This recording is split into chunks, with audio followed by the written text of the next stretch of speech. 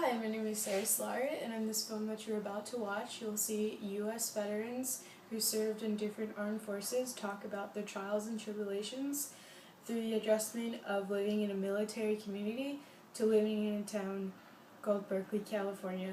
So I hope you find this short film insightful and enjoy it as well. My name is Ryan Beasley. I joined September 7th, 2001, 4 days before 9/11. I got out January 2011, so I did 9 years and some change. My name is Andres Castellanos. I was part of the United States Army. I joined in 2005. Yeah, in 2005. My name is Derek Matthews. I was in the Marine Corps for 5 years as a Spanish linguist and signals intelligence analyst, and I did 2 tours in Iraq and another tour in Afghanistan.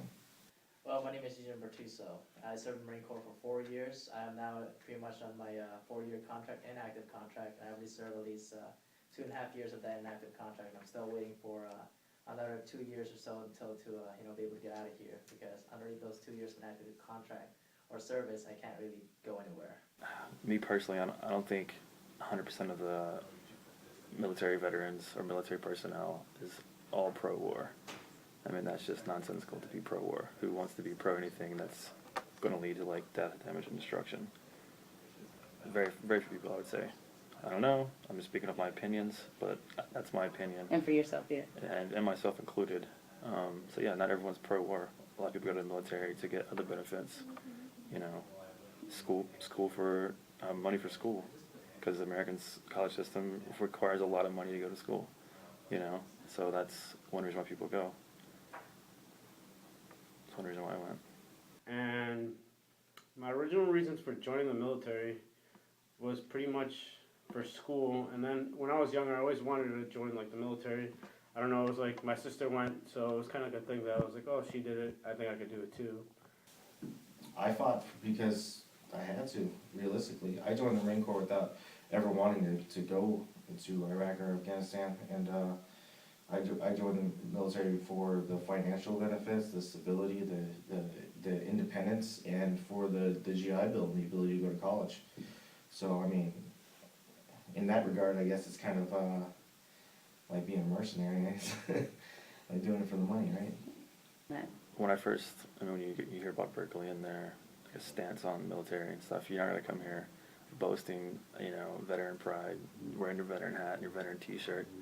I would say those are things you're like, I'm just gonna fly low and feel things out and see what's really going on here before I openly boast things that I've done, with other people.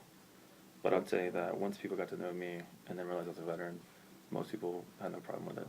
They were like surprised, and then they had questions. Generally the top 2, did you kill anybody? Do you have PTSD? But, those are always entertaining conversations.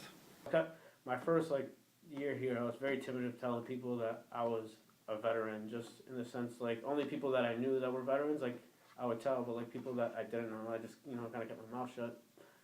And I was just worried about how people would receive me, but it's definitely a lot different than what I would expect. Once I first got here, I joined the National Guard here in California, and I was in my uniform, and I was walking down Shattuck, and some guy comes up to me and shakes my hand. He's like, "Thank you for your service," and I was like, I wouldn't expect that here in Berkeley. You know what I mean?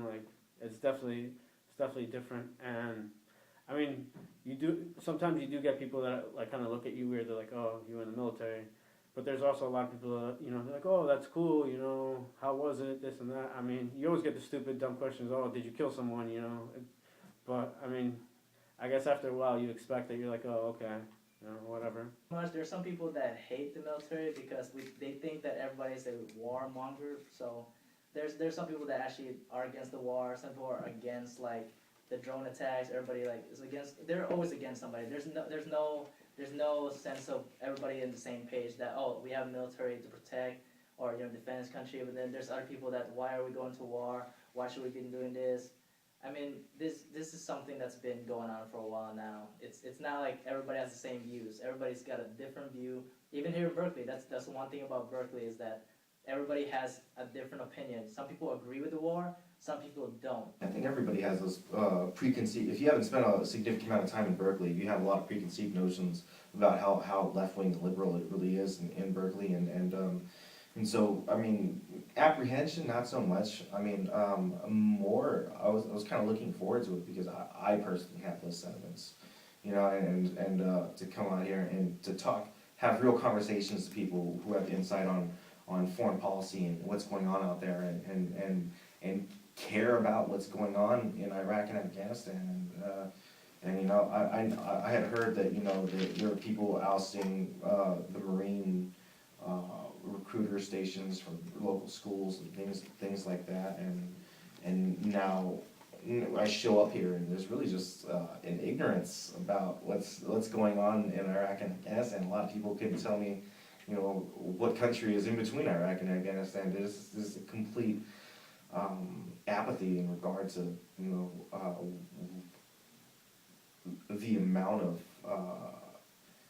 I guess, I mean, the only thing they understand is the sacrifice on the part of the troops, right? It's like, oh, you know, we need to support our troops just blindly without reason, and it's, I think, you know, we can see evidence in that in the Yellow Ribbon program, the VETS program at UC Berkeley, right? All that's great. Like there was a lot of, there was a lot more inviting to troops than I thought it would be. So as far as preference goes, I think I choose both, really. Yeah. I mean, when I was in the military, you know, of course I loved the community of the military. It was so close, tight-knit community. But now that I've gotten out and I'm starting to reestablish a similar thing with people I've met since I've been out. I might be biased, but I'm always gonna go towards like my military, like family, like or my friends, like the community. It's just for some reason, like, you know, you all been through the same stuff, like you know what you're talking about. So you're always gonna click. I've found it more difficult here to like find friends, just in the sense of, I don't know if it's like veterans are more open to each other. In a sense, it's like, you know, you get sent to a unit and you have to make friends. Like it's not like you can't be an outsider. Common understanding experience too. You know? And then like coming out here, I think people are more, like I think civilians are more like closed. They're like, oh, you know, they're more timid of like, you know, accepting someone or like being a friend. So, I mean, to me, it's more comfortable, and I prefer like the veterans family. I'm still gonna stick with them, you know. Mm-hmm.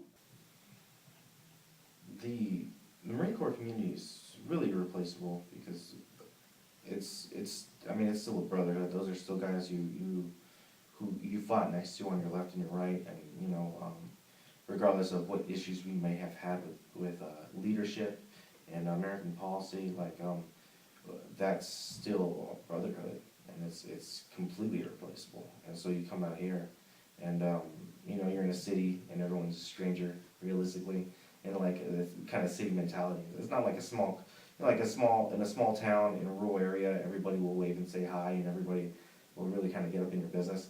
But out here, everybody's in their own world. I mean, like they all have their own priorities, and so like from this, like transitioning from that brotherhood to like out here, it's really isolating in a sense until you really get a feel for the people around here and start meeting people and things like that. But it can be tough. And after a while, after some people tried to ask me questions and stuff, I actually started opening up more. And, you know, that's the fascinating thing is people want to talk. Like after trying to figure out, people do want to talk. They're just afraid to try to give you the wrong impression or anything like that. But most people have to understand that in order to learn about somebody, you have to actually talk to them, conversate with them, no matter what their background is. They've been somewhere, they've done something. One thing about military service member is the most important thing for them to transition is they have to actually talk. For me as a veteran, I can't really think of another way to actually solve problems. I really haven't gotten any questions about like what it was like out there, or you know, what I thought about, or you know, American policy, or what I thought about the war. And I mean, the general sentiment is like is that, you know, the war is bad and this and that, but nobody actually cares. I mean, that's been my personal experience. And most people are just curious. You know, I'm just, maybe in the back of their mind they have some prejudgments, but I'd say most people are curious and just want to know more about what we are and what we do. My name is Alexis. I am a student here at BCC, and I'm also a United States veteran. So I really had an interesting time putting this project together with Sarah, and she and I both, I think, gained new perspectives. Hers being one of that from, a civilian from Berkeley, and mine coming from the point of view as a veteran transplant to Berkeley, and having a lot of preconceived notions of what that experience was going to be for me, how people would receive me, or how I would receive them. And these gentlemen that we've interviewed have really given an interesting and diverse perspective on that experience coming into Berkeley.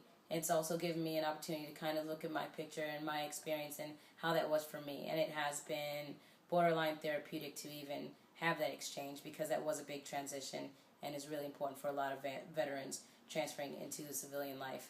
And with Berkeley being as liberal as it is, and the military being relatively conservative, that social culture is also, makes it a cultural shock for veterans coming into Berkeley community as veterans and as individuals who've learned to work around a more conservative value.